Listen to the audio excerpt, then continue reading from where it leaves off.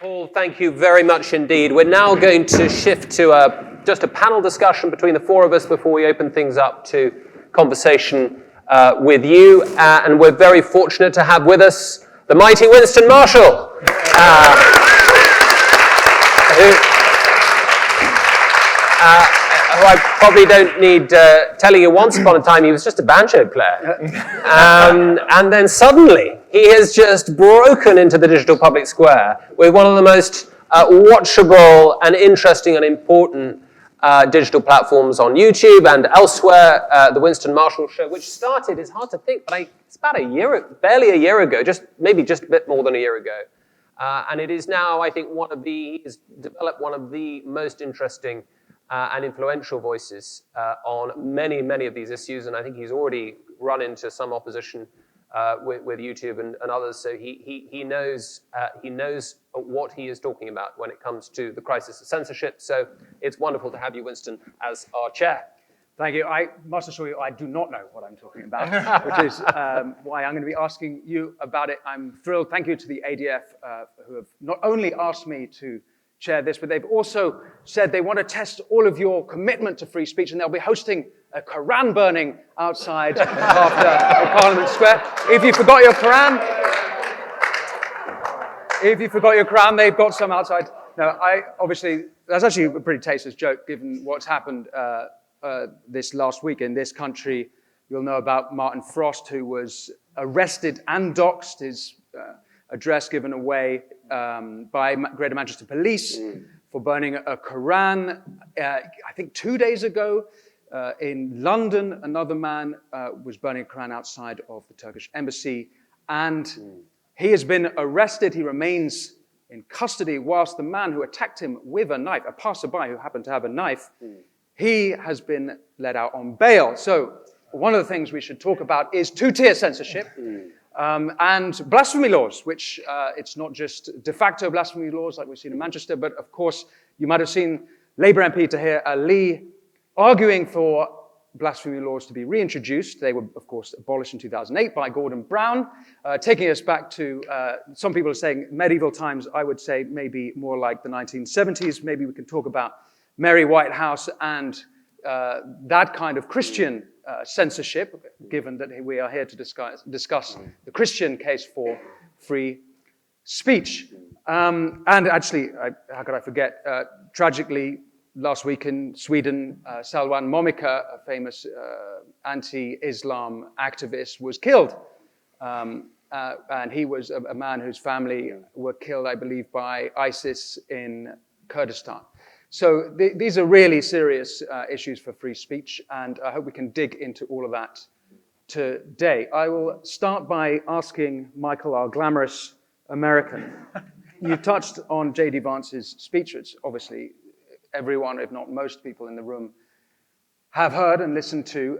Can you give your impression of, you touched on it there, but more detail perhaps on what it looks like is going on in Britain from the American point of view? It looks like you've lost your minds, honestly. I mean, we can't understand it. I think there's a cultural issue here, which is I don't think that Europeans, I think particularly continental Europeans, understand how deeply Americans care about the First Amendment. I mean, it's important to know that, Alexander Hamilton, one of our founders, thought, well, we didn't really need a Bill of Rights because the Constitution already protects our freedoms.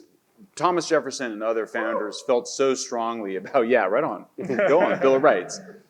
They felt so strongly about protecting, specifying these rights. They insisted on a Bill of Rights, and they put free speech number one.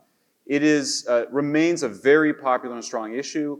I testified before Congress last week, and I spoke to the Democrats. I said, you guys have made a historic political error in giving Republicans the free speech issue. So now you have something around, most Republicans having a pretty strong position on free speech, about 30 to 40% of Democrats. That's a pretty strong majority for free speech. And so I think they're in great, I was at the State Department. The State Department wants to make free speech a big part. They were calling it free speech diplomacy. So this is what we're seeing the beginnings of is the Trump administration making free speech a signature part of their platform. We're going to have a 250th anniversary of the Declaration of Independence in 2026. I think we can expect free speech to be a big part of that. This gives, I think, moral weight to what the Trump administration is going to be doing now and how different it'll be from last time. What we want to see from Britain more is, I mean, these stories are so horrendous that they're actually difficult to believe. And I mean, there's so much there is so much conflicting misinformation and information online, it's hard to know what to believe. We want to see their stories highlighted more. I want to see interviews with these folks. We've been trying to get into some of the prisons, and there's a big challenge of that. But for us, yeah, it looks like anarcho-tyranny. We hear cases of child predator, people that have been preying on children let out of prison, people being sent into prison for free speech violations. Tell us more, because I think we feel, obviously, we have a special relationship between our two countries. We're eager to help. I think we want to know what we can do, because I think we feel like we've got the momentum behind us and really want to help you guys with your cause as well. I wanted to ask you, we could talk about policy all day and what we can expect from America, but I'm actually quite interested in what's the atmosphere like in DC? And I think it'd be useful to know for us, because I sensed when I was in DC for the inauguration, a complete yanking of the Overton window.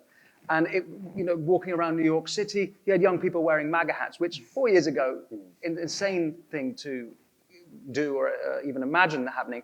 What was the atmosphere in the corridors, the State Department? You spoke in front of the judiciary, around Republicans, Democrats. What can you I mean, there's a little bit of a feeling of there's like a new, they call them the politicals, the new people that came into the State Department. And there's a sense in which that you're sort of an occupying force, that you haven't really taken over. They haven't really cleaned out these agencies yet, which were full of frankly, totalitarian personalities.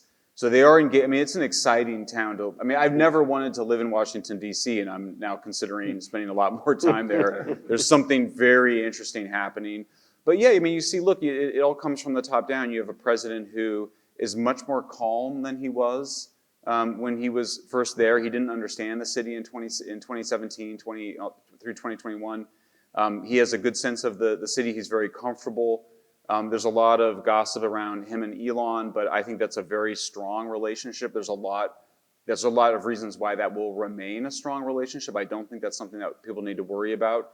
There's just a sense of optimism and hope. I'm friends with Julie Kelly, who is the most important reporter in the United States on the January 6th protesters. And there was a big debate about what to do about that, and Trump was persuaded to just let them all go. These were incredible abuses of power, where it looks as though it was basically a mass entrapment effort, where they reduced the security that allowed for the breach of the Capitol, and it was basically entrapment. And then they prosecuted people in ways that Britain is prosecuting people for nonviolent crimes.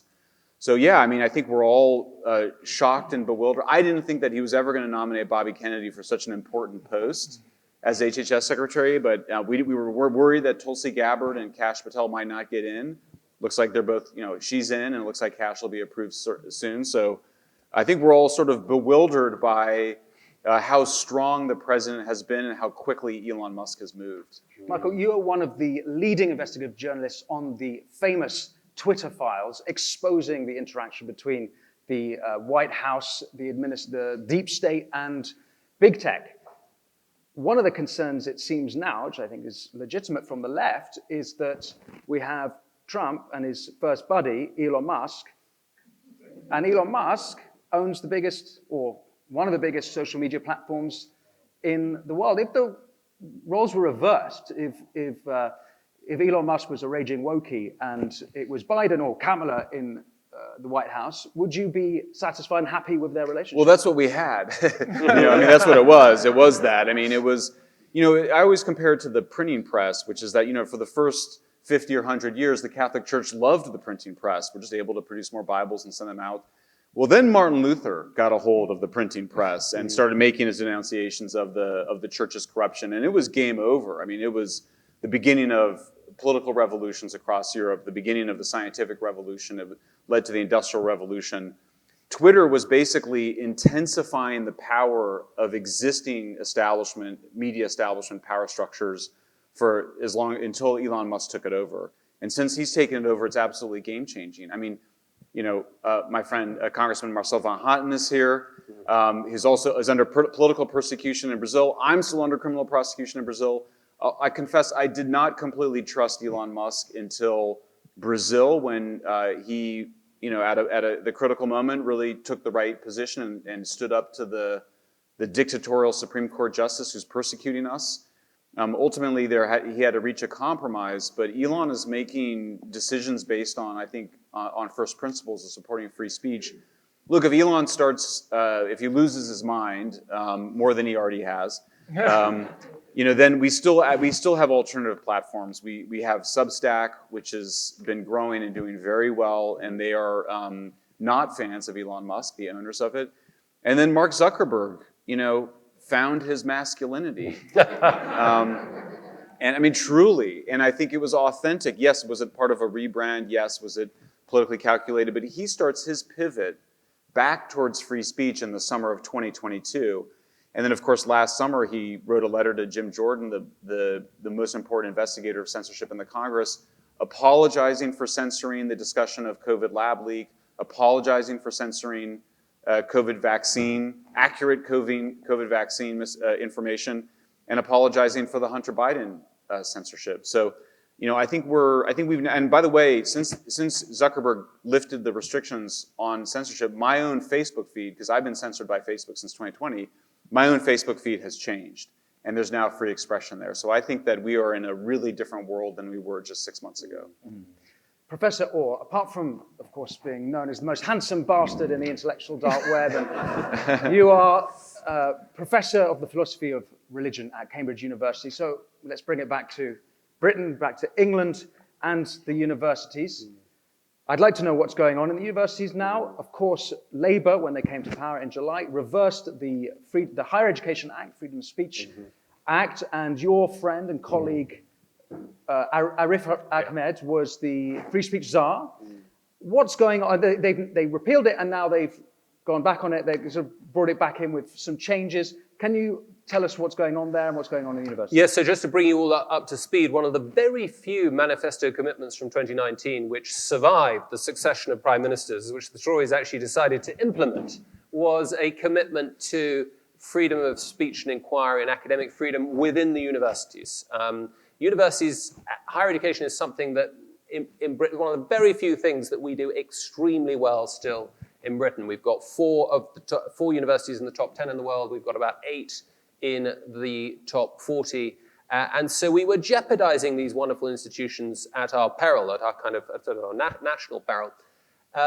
Thanks to the good offices of a number of people. Actually, it was extraordinary to watch as a sort of a case study of how to push free speech legislation through Parliament. There was really, I think, about 30, it really grew out of a conference in Oxford in May sort of 2019, developed into the Freedom of Speech Higher Education Act, which received royal assent after the usual endless ping-pong between the House of Commons and the House of Lords, and some deep entrenched interests led by the Vice-Chancellor's lobby in the House of Lords. But we got royal assent in May 2023.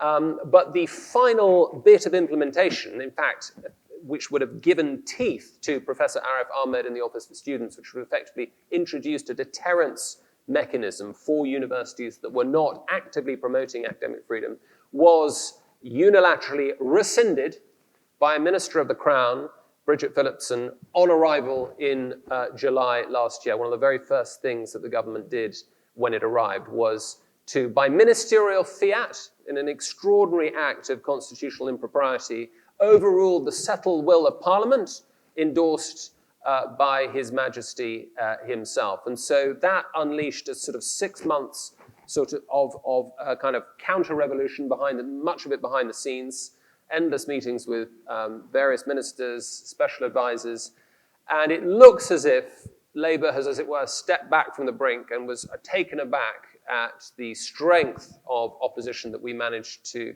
put together, including seven Nobel Prize winners, 600 academics. And so it looks like there's going to be a watered-down version of the Act implemented, we hope, in the next 2 or 3 months. But it's just a reminder of how precarious these victories are. But they are victories. They're non-trivial victories. And I talked to my colleagues at Harvard or at Stanford, I mean, things really are bad there. They are ivory asylums. And we are still just about ivory towers. And I think things are an awful lot better in the UK when it comes to higher ed, particularly I think Oxford and Cambridge. Oxford and Cambridge has the sort of the magical medieval DNA of the collegiate structure, which tends to disperse power and means that they're universities that are a lot more resistant to ideological capture than the sort of top-down dirigiste models that you get in the States. So it's been a hell of a battle, but all is not lost. And you know, these freedoms, these victories are fragile. But what it's shown is that a dedicated group, a network, such as ADF is very good at populating, and I know that many people in this room will have been part of similar networks. They work. They can be effective, strategic, even in the face of a plainly tyrannical government that cares absolutely nothing for freedom of speech and academic freedom in the universities. Can you strongman their position? So yeah.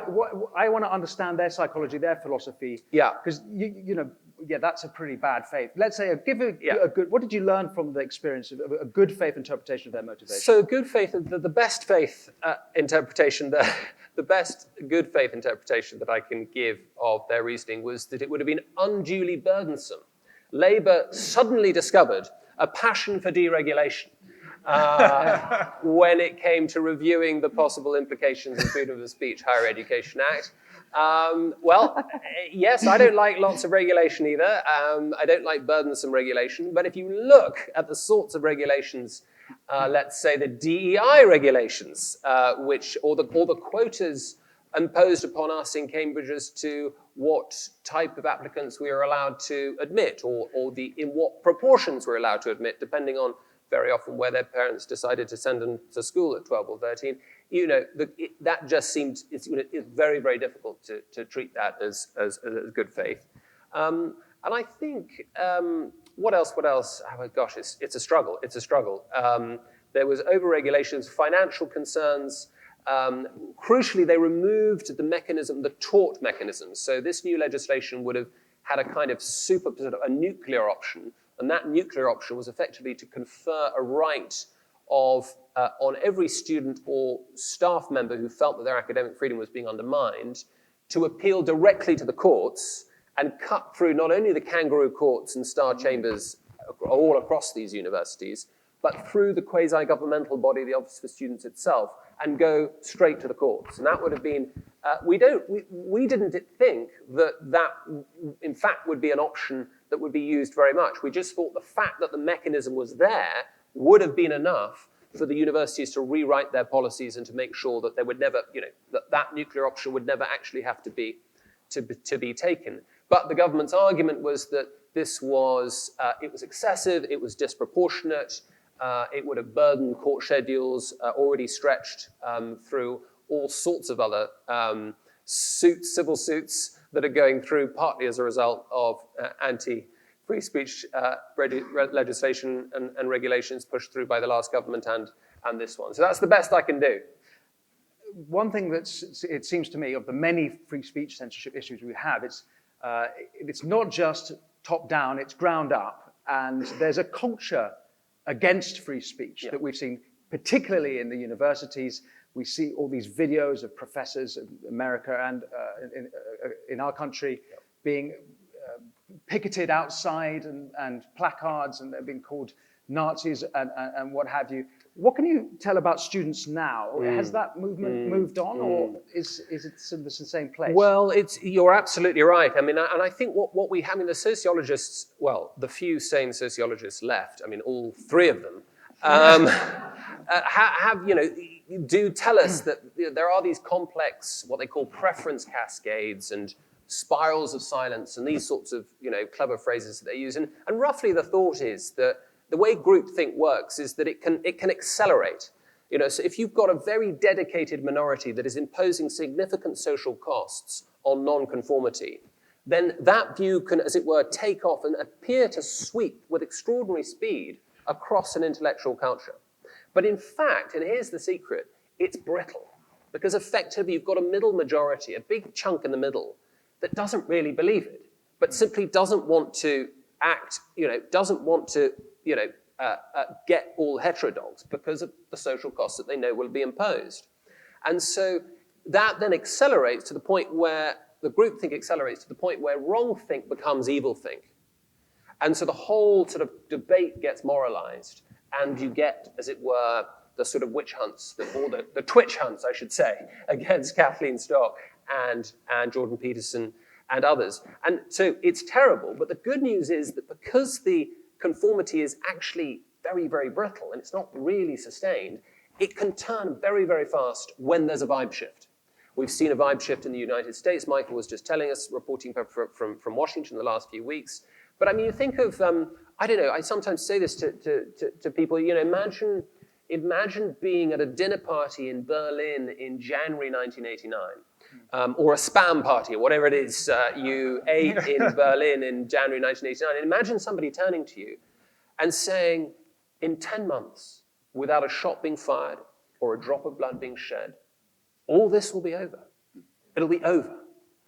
And I put it to you that you'd have thought such a person was certifiable. And yet it happened on November the 9th, 1989. Why? Because there was this very brittle groupthink. And as soon as a few boys were able to say that the emperor was naked, you know, as soon as a few people were brave enough to just put those first, you know, chip away at those first bits of the Berlin Wall, the whole thing came crashing down. And I think that's where we are, and that should give us courage for the battles ahead. Yeah.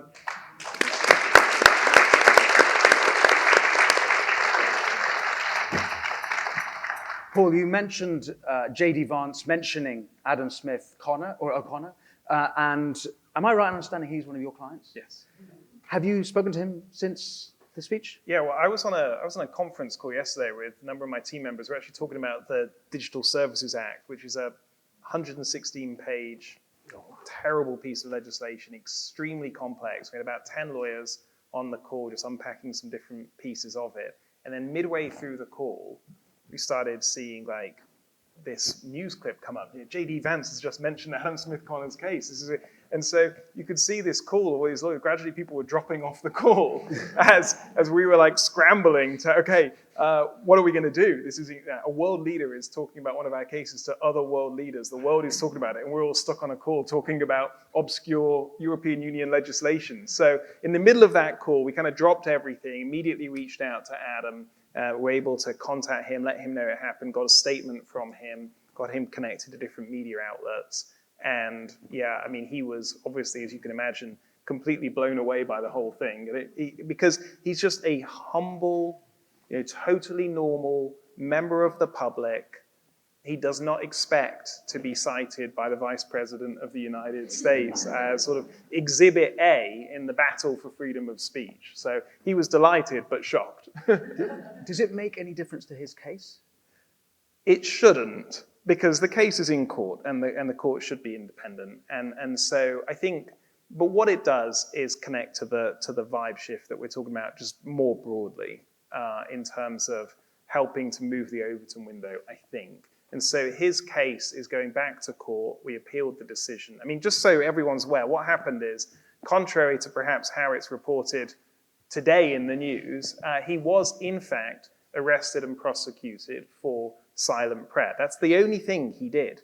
Many years ago, before he was a Christian, he had helped pay for the abortion of his then girlfriend, a decision that he deeply regrets. And so one of his practices now in life is to take a few moments to pray for that child that he participated in the abortion of.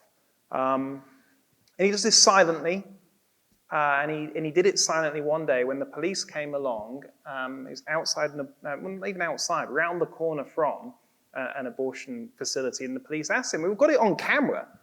What are you praying about?" And he said, "I'm praying for my unborn son." And it was for that reason that he was ultimately indicted, prosecuted, and convicted. And that's what we're appealing in the courts later this year.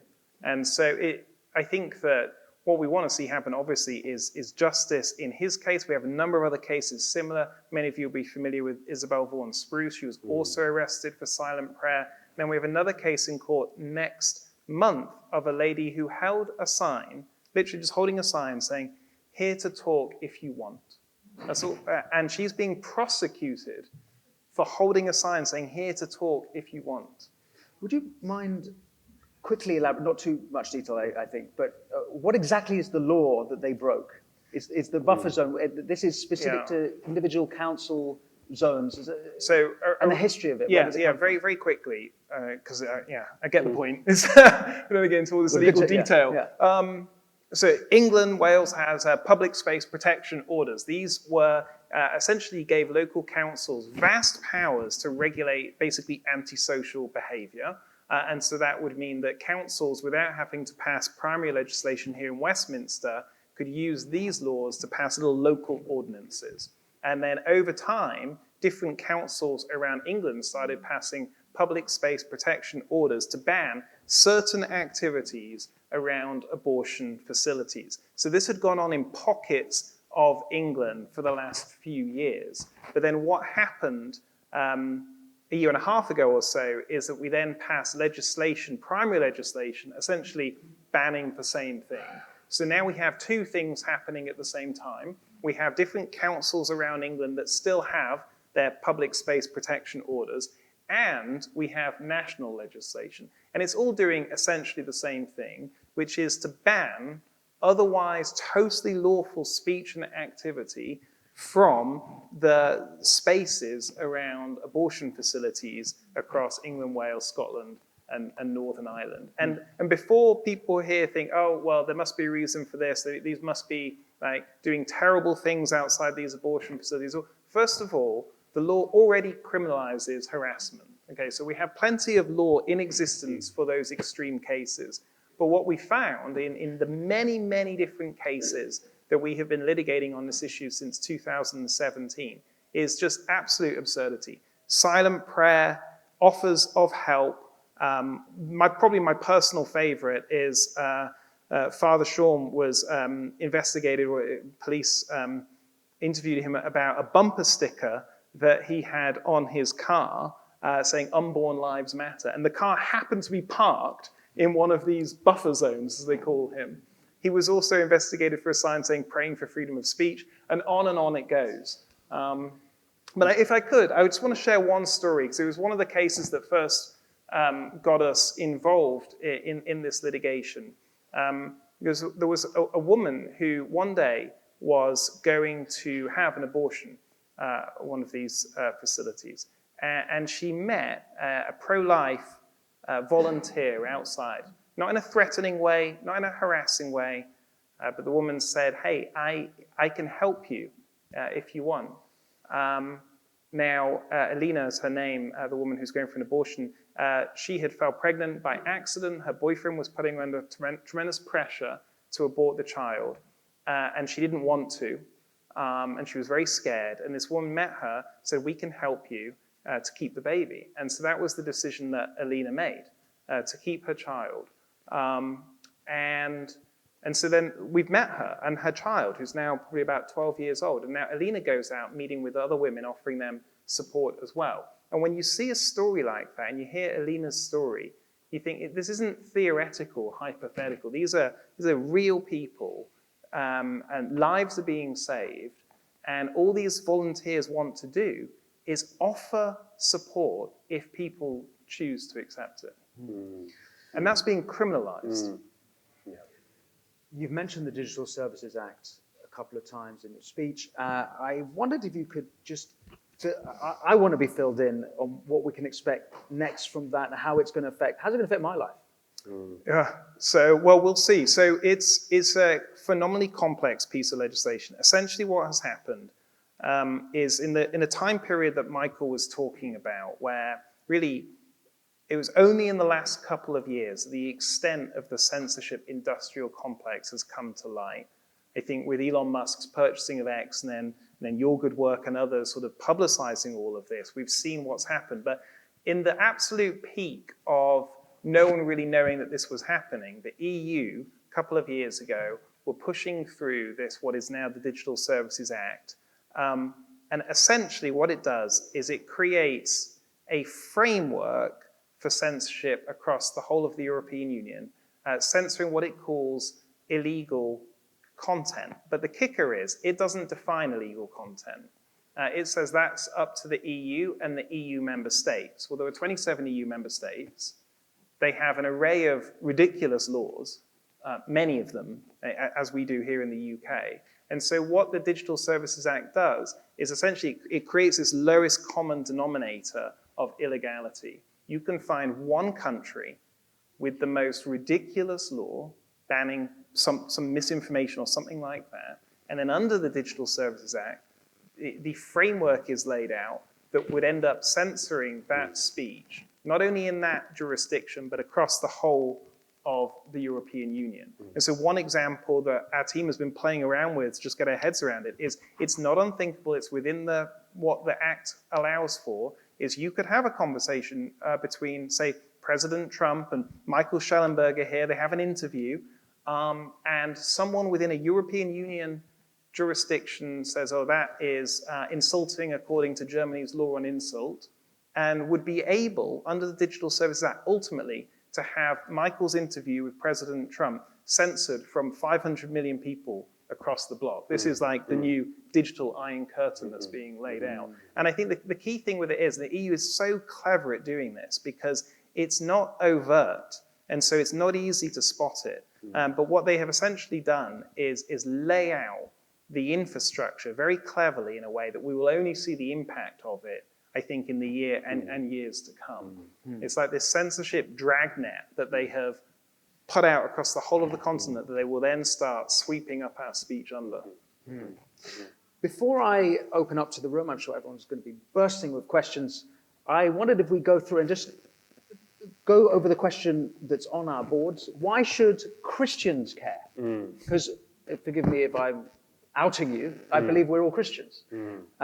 So maybe each of you have a different answer for this, but James, back to you. Why should Christians care? You mentioned a little bit about the history of free speech. Yeah, I mean, I mentioned at the beginning that really, you know, the preciousness of freedom of speech and freedom of conscience and its role as a kind of constitutive ingredient in what it is to be human, the dignity of human beings, the freedom of human beings, and the reason of human beings was really, you know, that it begins right at the start, right at the kind of the dawn of the Christian moral revolution. But why should Christians care today? Well, because we're the first ones they're going to come after. It is always, it's not canaries in the mine, it's Christians in the mine. It is always the case that tyrannies are most threatened by the most effective pre-political forms of human institutions. And that is, for the most part, the family has a similar function, but religions, precisely because their ultimate loyalties will always transcend any earthly loyalty, will always pose a standing threat and rebuke to the tyrant. And so that's why, and I remember back in 2007, 2008, actually shortly after I'd become a Christian, I remember seeing stories about bank accounts being frozen of Christian unions in Birmingham University and Exeter University here in the UK, simply for the crime of teaching just ordinary, just standard bread and butter Christian teaching about sexuality, sexual ethics, relationship and family. And I remember thinking then, when nobody else was really talking about it, this is a sign of things to come. We Christians are being made to care, but you will be made to care too. This is something that is coming after you. You may not care about it now, but it cares about you, and we better wake up. So it's not just that we Christians should care. I mean, we care not just because they're the first to come after us, but because we care about our brothers and sisters who are outside the faith, who we might want to welcome into the fold. But from the early days, we wanted values to be, as it were, universally applicable across all human beings. So we should care because we care about our own, but we should care because we care about all of us.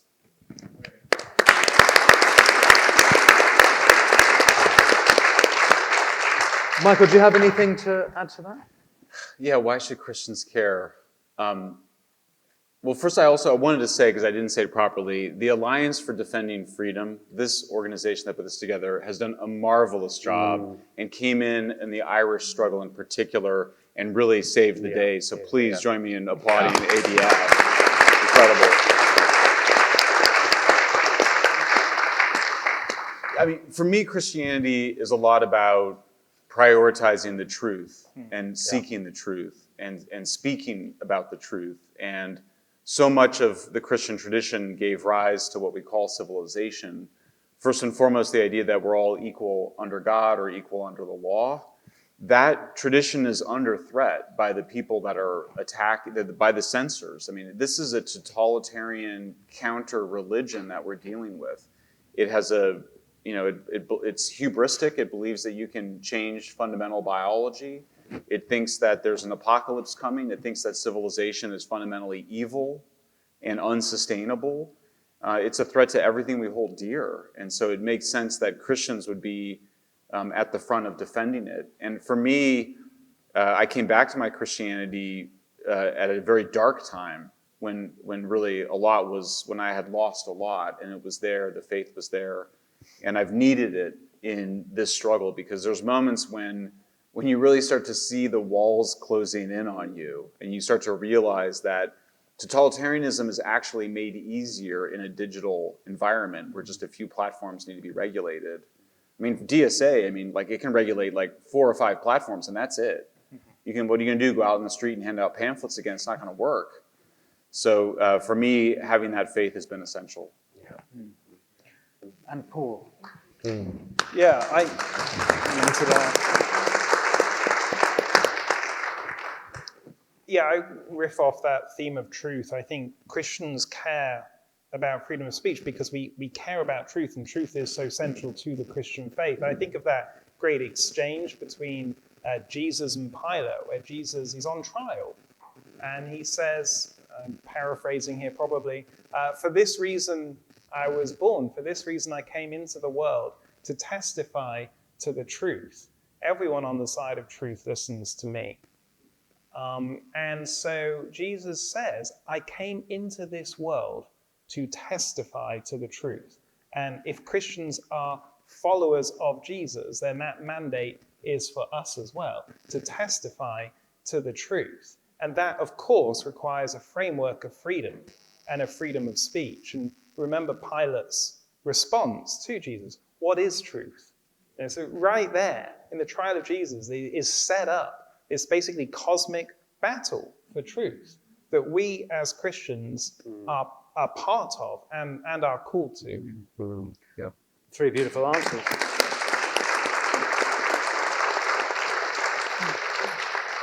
Wait. You're not getting away with it. Nice try, Winston. You outed yourself. Winston, why should Christians care? I'm going to butcher this, but it's the beginning of the Gospel of St. John. In the beginning was the Word. So I'll leave it with that. That's my answer.